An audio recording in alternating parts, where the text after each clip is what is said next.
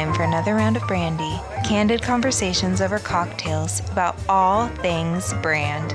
With your hosts, Reilly Newman and Scott Saunders, the brand developers behind Motif Brands. Hello, dear listener, and welcome back to another round of Brandy. We're starting this episode off with a fun fact about a shoe brand that you know and you might even love. I honestly didn't wear them much because I was more of a Vans and Nike guy, but Converse have always been around. They've always been really a preferred shoe. Scott, do you like Converse? So I love my Converse. But something I've always wondered was like, when you first buy a brand new pair, there's almost like a layer of felt. I've always wondered about that. And we recently uncovered a little interesting factoid about that, right, Reilly? Yeah. So even, if you've noticed these little hairs on the bottom of your Converse, so there's a tricky thing that Converse does. And I think Converse is now owned by Nike. I think they're all... Are they? Yeah. Okay. And what's funny about this is that this was actually a maneuver they did as a company to avoid tariffs a long time ago. And they've stayed with it to actually decrease the cost of shipping the shoes, because with that little bit of felt or a little bit of hair on the sole of the shoe, they get to recategorize these shoes not as, sports shoes or tennis shoes, but they are categorized as slippers. Slippers. Which changes their taxation, changes everything about their category so that they're able to ship it. So 3 or 4 days out of the week, I am walking around the world in slippers. Yeah, so next time you're wearing Converse, just think about that. It's like you're wearing slippers. Tied up slippers. It's really funny, and I never knew that. Weird. And that has nothing to do with the current tariff situation. Yeah. Is that they've been doing this for decades. A long time. Converse, the original Converse design has not changed. They're just, Crazy. Yeah. Crazy. Fun factoid, but also it's amazing, these little loopholes that these companies will find that completely legal and completely fine, but it's... And just change the way they do business. A creative... on paper. A creative little loophole. Converse is the world's biggest slipper manufacturer. They make high top slippers, by the way, too. Yes. What always bothers me about them is how they have their little circle on the inside of the high top. Even when I was little, I always thought I was like, man, the shoes are backwards because the logo needs to be on the outside. And they always do their little, they've always done that. I just loved on my, because I go for the ankle length. I've always loved the little the rivets. You got the things for the holes, but on the sides there's rivets, and they're like almost like breathing holes, like air holes. The stink holes. Yes, thank you. My feet don't stink. All right, moving on. We are going to be talking about themes today. In particular, another way of looking at the word themes is motifs, and which happens to just be the name of our little branding company, right? And what that means, and what does it have to do with brand? Right. Yeah. So let's zoom out a little.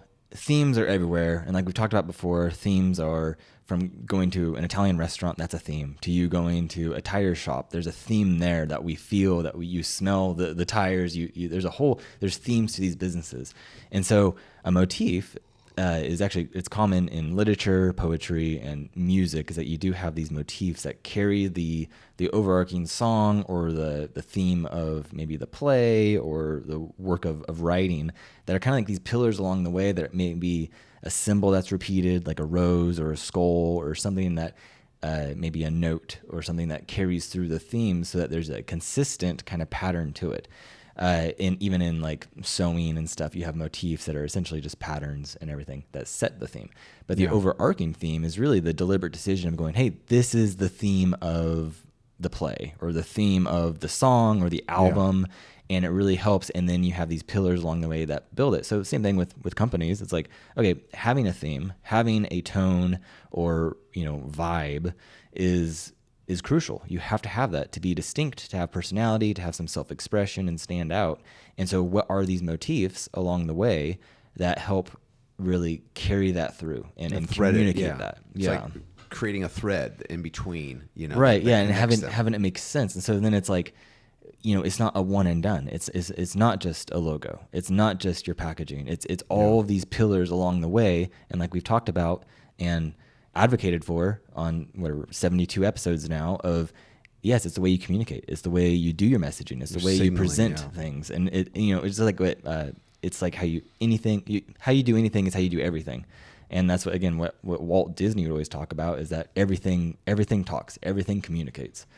And I think that's really, really important of not only a mindset shift, but also understanding and looking at your business and maybe even your whole industry and going, hey, how can I view this more as themes? What are these motifs along the way? And it's more of, think of it more as, your brand, the thematic elements are not, they're like a supporting cast of characters. They're not that's why it's not like, oh, we're just going to plaster your logo mark on everything, right? I mean, be honest, like Apple, okay, Apple's logo is on every one of their product. They've done that, but it's more of subtle ways of incorporating that. I mean, the first one that comes to mind is, and a lot of them are, this is obviously a bigger version, but like the mouse ears, right? You go to any Disneyland park, and there's always these little hidden mouse ears. And yes, the mouse ears can be considered as part of Disney's logo, but it's not. It isn't. Yeah. It's a supporting secondary mark.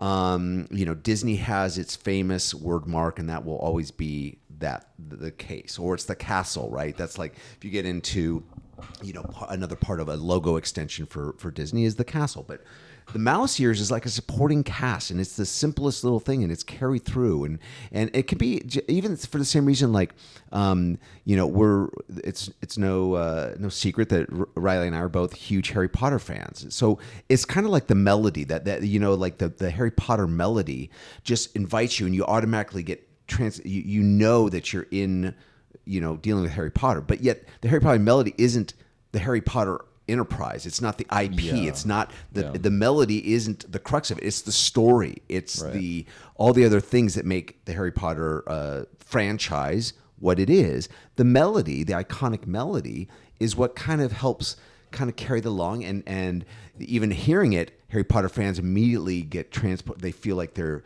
in the mood for Harry Potter. Yeah. And that's the kind of it's like those type of subtle things. And it's not just, a melody, even though coming to mind is like Home Depot has their classic melody that kind of almost like it's a charging rhythm that almost like gets you on to be in a productive mode. Like, I want to build something when I'm hearing the Home Depot, theme, but that's not their logo. That's not their main crux of what they do. It's a supporting cast member. Right. Yeah. And it's like what you call as sonic branding. And that comes along as, yes, it's another pillar that's along that whole kind of journey of that theme that they're setting.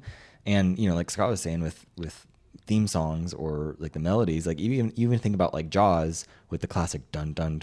Yeah. Dun, dun, dun. That's a motif that is used throughout the movie to carry the horror genre, the theme of that, right? And to create anticipation and attention. And if that's the feeling that he's wanting to give to the audience, right? Then he's inserting that at certain crucial parts to increase that intensity, to help them feel on the edge of their seat and to carry them through it. Right. And, even holidays have themes. That's why when you hear certain songs, it makes you think of certain things. And there's just these little signals. These signals along the way that just really get you in the mood for it, that set the mood and just kind of carry through that theme. And again, that goes back to, like I said, with like an Italian restaurant or fine dining or anything like that. It's like, if you are actually showing that, then that theme that you're portraying, you can do that with these different kind of signals and be able to communicate that. And now we're not talking about jingles either. I mean, I know what you think. Oh, all we've been talking about is themes and music or melodies. Yeah. It's like, it is. That's just one example. In an episode or two when we talked about experiences, and we talked about like the Prada, cafe or restaurant, and it's like, they weren't just showing the product. It was like the elements they drew from. They know their motif, they know their theme, and so drawing into colors and textures and little ornamentations that remind someone of the brand.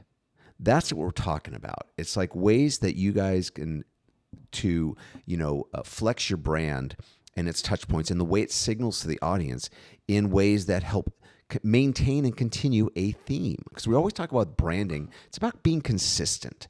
Yeah. Because you're reinforcing what you're trying to communicate visually, audibly, utilizing all the senses. Again, smell. I mean, you pass by an Abercrombie and Fitch store in a mall. You don't just pass by.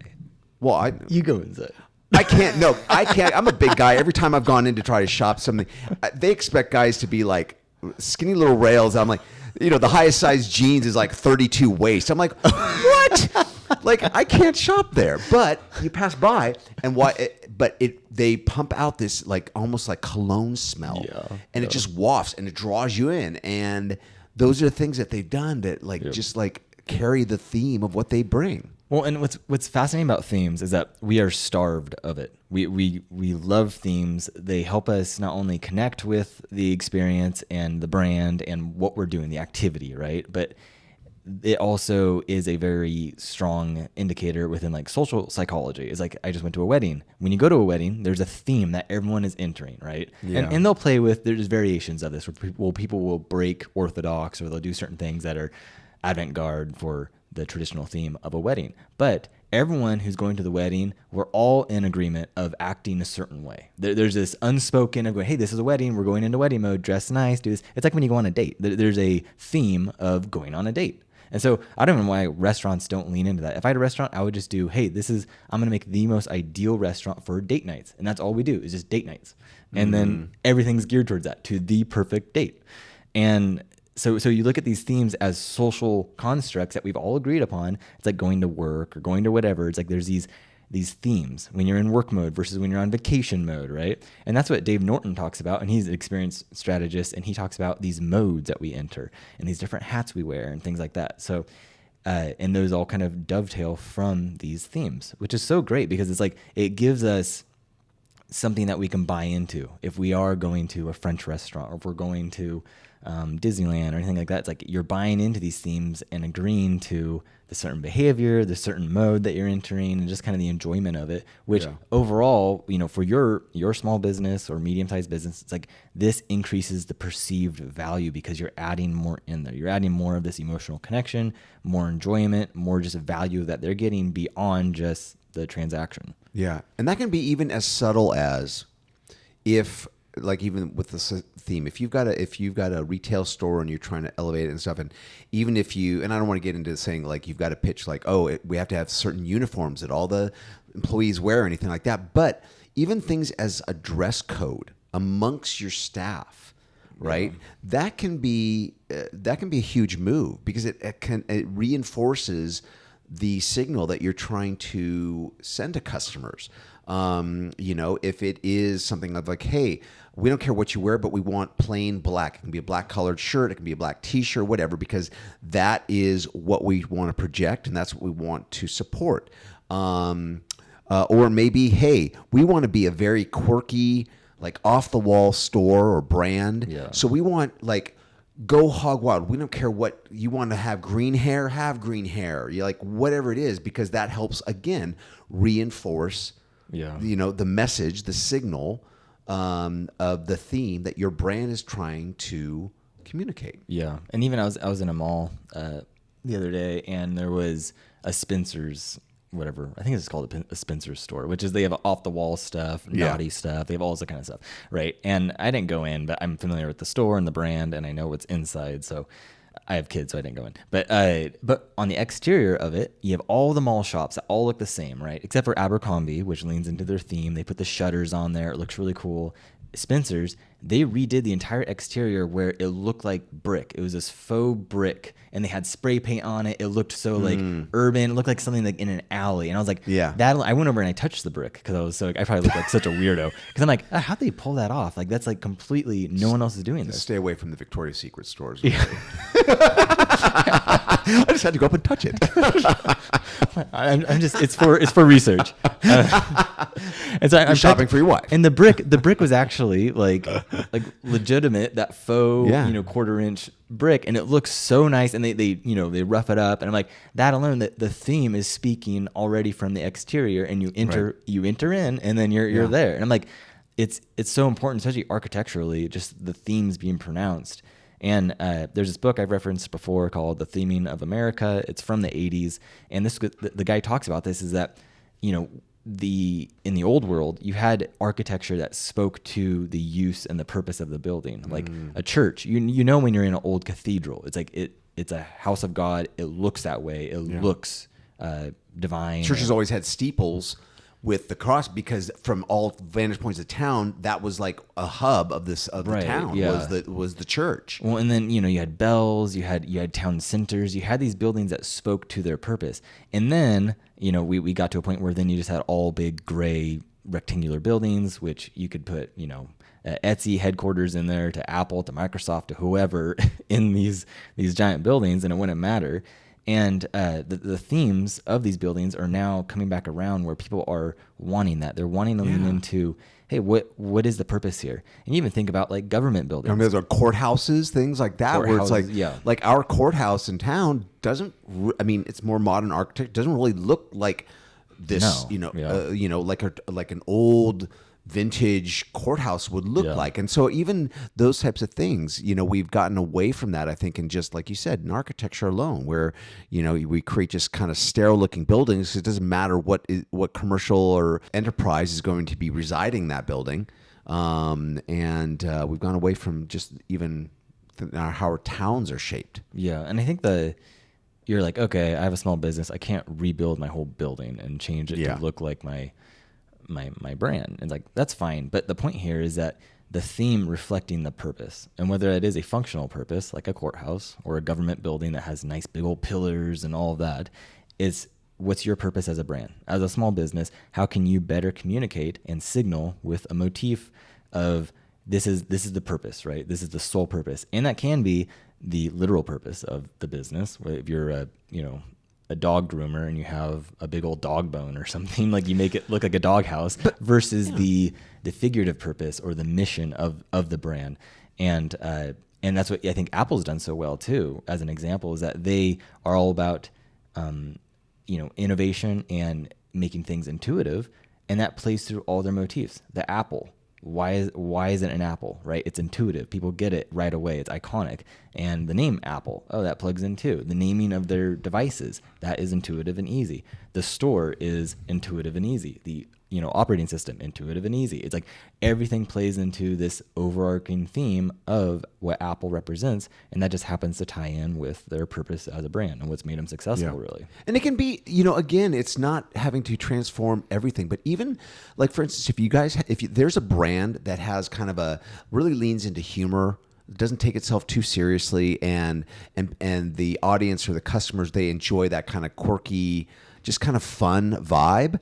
Even something as simple as a standard, instead of, ditch the standard open and close sign you might hang on your door, and just invest a little bit of money to have something custom made that maybe the language that leads into it is quirky or humorous or off the wall, or something that again reinforces and supports the tone.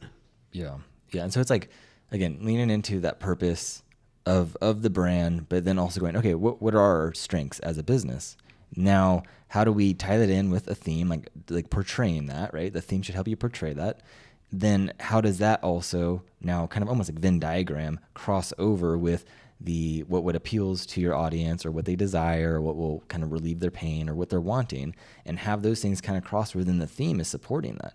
And sometimes that means that you do lean into certain cliches or tropes that are expected for your industry, or you lean against those things to stand out. Because overall, it's like the theme is going to help you not only be more distinct, but also be more memorable and be top of mind, and be that place that, oh yes, X business equals Y, and they can make that connection. Then it's up for them to go, yes, that is either the one for me or not for me. Mm-hmm.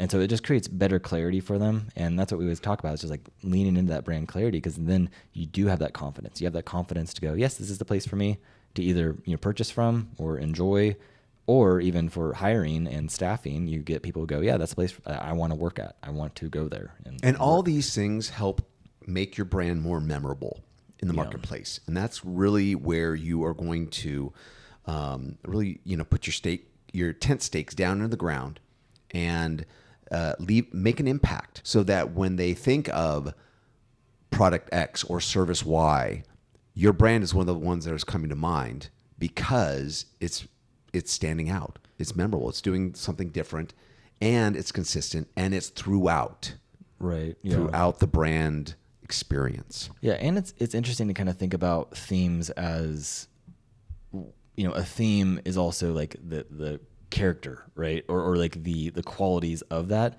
Like it comes to mind like In-N-Out or even Buc-ee's, which is the big gas station convenience store brand out in Texas and stuff that's just blowing up. And In-N-Out has the same kind of motifs of quality, cleanliness, and friendliness and all that. And Buc-ee's did that, but in the convenience store and gas station world, because he went in and was like, wow, there's not a single gas station or convenience store that is well kept, that's clean, that's actually pleasant to stop at, that actually has clean bathrooms. And that's what they'll do, billboards that's just like the cleanest restrooms, like rest stop. Yeah. And that's what they do. And that's become part of their theme, is that when you go to a Buc-ee's, you have this amazing experience where now people just go there for that experience. It's not like he had to create a theme where, it's a jungle theme or something like that. It's like, no, it's convenience, it's quality, and it's cleanliness, where now people prefer that. And it's, that therefore it's distinct because that industry is neglected and it's become more memorable. So it's like the theme of almost those qualities of being those motifs that then people come to associate with the brand. Yeah, it's the same thing as if you're shopping at Costco and you're like, well, I'm hungry. I'm going to pick up a Costco hot dog or a big old giant slice of, pizza. That's just part of that experience. And it creates that goes beyond them just going to buy, a couple of things at Costco or a carload. So I think that's where you can find ways. Small. It's in the details. I think that's what we're talking about. It's not major stuff. No, again, we're not saying you need to.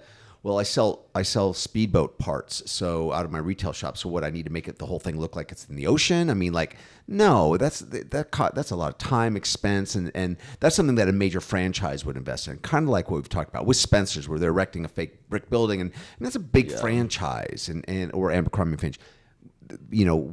Our audience, most of you guys, we talk more in the more smaller scale brands of how do I apply this to small business who's trying to make a memorable, successful brand, which will carry your business to the next level.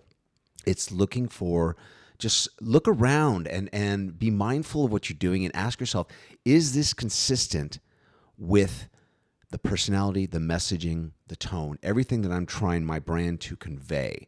Because it's those little details that, when not on point with brand, they muddle the brand, they water it down, they make it, instead of hot, it's now lukewarm. Yeah. And that's where your brand is going to be kind of just mediocre. Yeah. As we wrap up, start thinking about this and how it applies to your business. And even, I would say, get a piece of paper and think about either local businesses or brands that you admire and go, okay, what is their theme? And just see how you can kind of exercise that and go, is it a literal theme where it's Italian themed, or it's this or that, or is it more of this figurative theme of, they have this pattern, right? Because remember, like a motif, you have a pattern, you have something that's carrying the kind of state of the experience through. And that's what, like, even like the term entertainment is about. You're suspending someone in a state. So as a brand, as a movie, as a play, as a book, as anything, it's like you're trying to suspend the state of your viewer, of your audience, and carry them through it gently and help them carry through that entire kind of theme or that experience. So same thing with your brand, is going, okay, what are these motifs along the way? How do I keep this pattern going where we can carry someone through it so they have a full, satisfying experience? Well, again, we're wrapping it up. We thank you guys so much for tuning in. Yes, we appreciate all of you so much and the time you give us to listen to each episode of Brandy. And actually, if you enjoy listening to us talk on Brandy, we would love if you left us a review on your podcast platform of choice, most likely Apple Podcasts or Spotify. That would help us out a ton. But until next time, we will talk to you next week. Cheers.